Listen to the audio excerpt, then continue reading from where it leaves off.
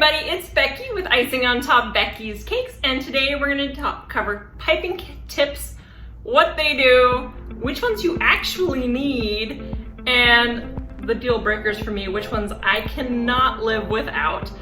All going to be in this tutorial. There are so many piping tips that people don't know where to start. I mean, we have a leaf tip, we have a star tip, we have a petal tip, we have a writing tip. Which ones do you actually need? So let's begin. Here's a little look at some basic piping tips. Now I have a toolkit just filled with so many tips, but I took out some of the ones that I actually use and then some of the variations in their sizes. So I'm going to show you which ones I actually use and which ones are absolutely I couldn't live without. And here's a coupler. This one is basically the same as your traditional coupler here, but we'll just use the other one. And here's one for bigger piping tips like a 124 rose nail, and if you want to swipe that out for a 1M tip, you can. But here are the ones I cannot live without. We have the 366 leaf tip, my 1M tip that I cannot live without, and then we have the size 5 writing tip. I use the 3 frequently too though. This is the 21 star tip. There's the 352 smaller leaf tip, 233 grass tip, 124 petal tip, and the 48. These are tips. I'm going to show you what they do and why I can't live without these ones. So let's begin. I'm going to start with the writing tip. Now I put it on my coupler, but you can use the regular traditional coupler. This is a size 5. Now oftentimes you notice this writing is a little thicker.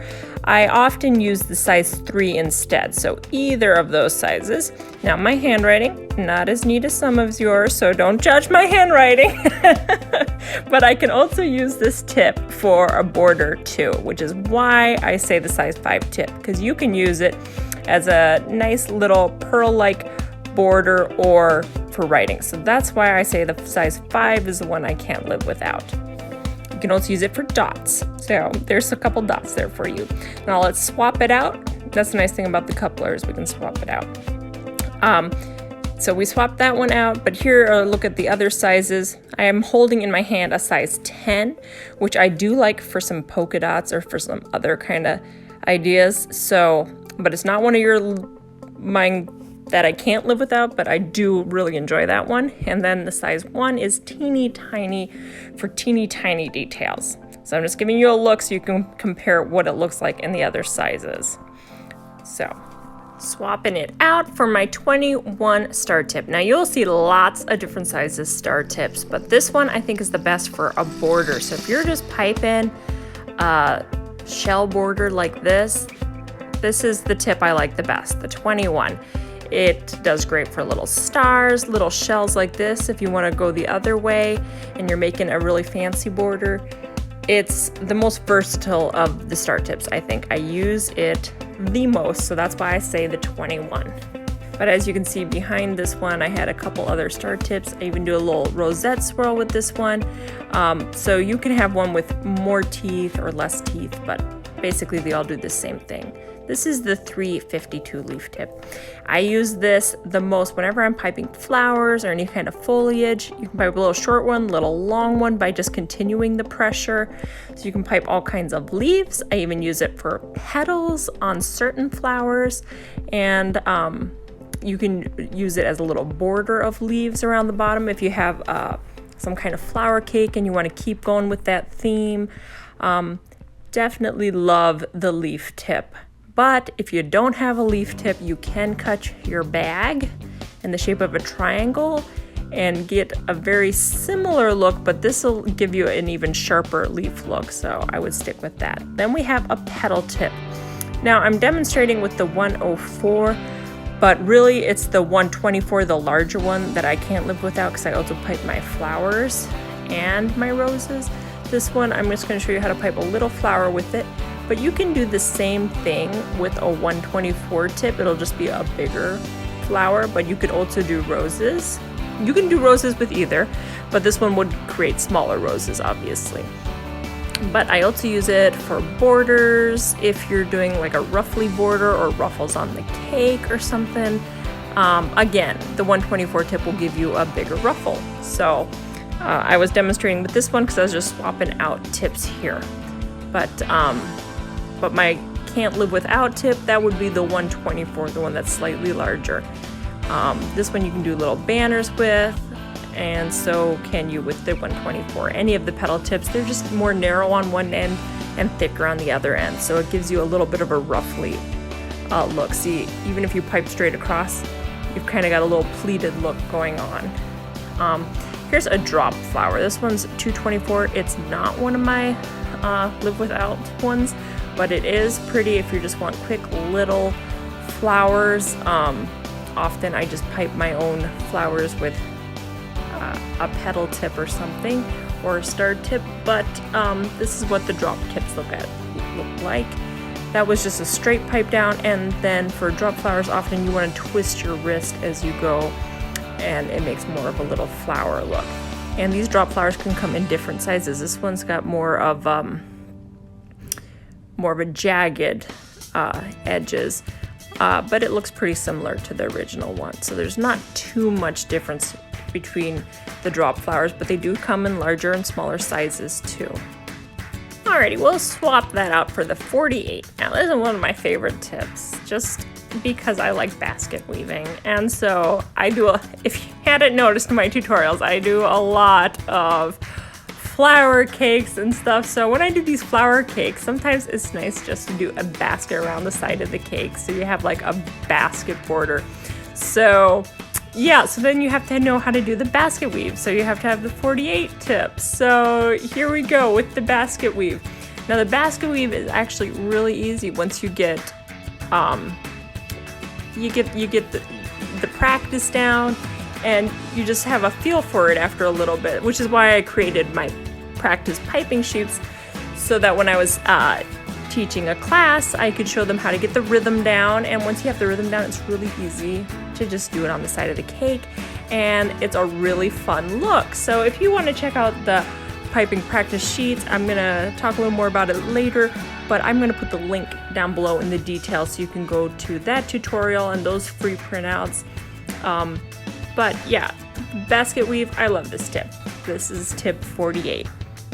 I'll swap that out for the 233, and okay, I love this tip because I use it in a lot of different ways. So you can use it traditional, and just like the traditional grass tip, which it's often known for. Again, a lot of my foliage type of cakes, the grass tip is really great for that. So that's just a pipe, squeeze, and pull back, and there you go, you have grass. But if you want to have a lot of fun with this and you're piping little animals, we can give them some hair. So I like to call this tip the hair tip as well. And so you just can layer hair, and you can make all kinds of fun little creatures with more realistic looking hair on them. And so I have a lot of fun with this tip. And you can also just pipe longer grass too, depending on what kind of foliage cake you're going for. So you can do that as well. And then those are all our small tips. I'm going to show you a couple of the larger ones that I feel like I cannot live without, because if you're piping cupcakes or anything like that, you want to use these larger ones. And again, how many roses I pipe definitely require the 124 tip. So I'm going to show you all these large ones. Here's the 1M. This is a tip I use for rosettes on the side of my cakes when you're doing a rosette cake, or when you're piping a cupcake. This is the most common one. Here's a look at it when you're just doing a straight pipe up and down. And then if you wanted to do the swirl, pipe and build, definitely great for cupcakes or on the side of the cake. And then I did a rosette swirl there. And I'm not going to show it to you twice, so I'm going to do it this time. So this is also a very similar tip to the 1M. I swapped out tips to the 1B. So this one is a 1B. It doesn't have quite as a pointy teeth, but it looks almost exactly the same. So you can also pipe rosettes and swirls with it. You can also do the same thing with a 2D, which is slightly larger than these ones, but basically pretty similar. All three of those tips would be.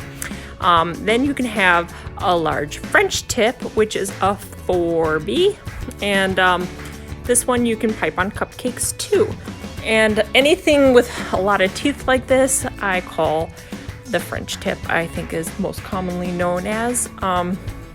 You can just pipe straight, like if you're doing a mini cupcake, back and forth. Kind of twist your wrist back and forth like this. They look really fancy on mini cupcakes, so I enjoy doing that with my mini cupcakes. And then here's a swirl for a larger cupcake, if you're just doing a build-up swirl. And then of course you can also do the rosette swirl with just the French tip instead, and it would look like this. So rosettes are really nice on cupcakes or on the sides of cakes. So here's a look at what we've been piping and the tips that we've been piping them with. You can check out my piping practice sheets that look like this on the front and the back. Those are free printables in my piping practice sheet tutorial. Gives you lots of practice. I just stick wax paper over there, practice away. You're welcome to print those out. And I'll put the link down below in the details. I'll put a lot of links for you because I also have how to hold a piping bag.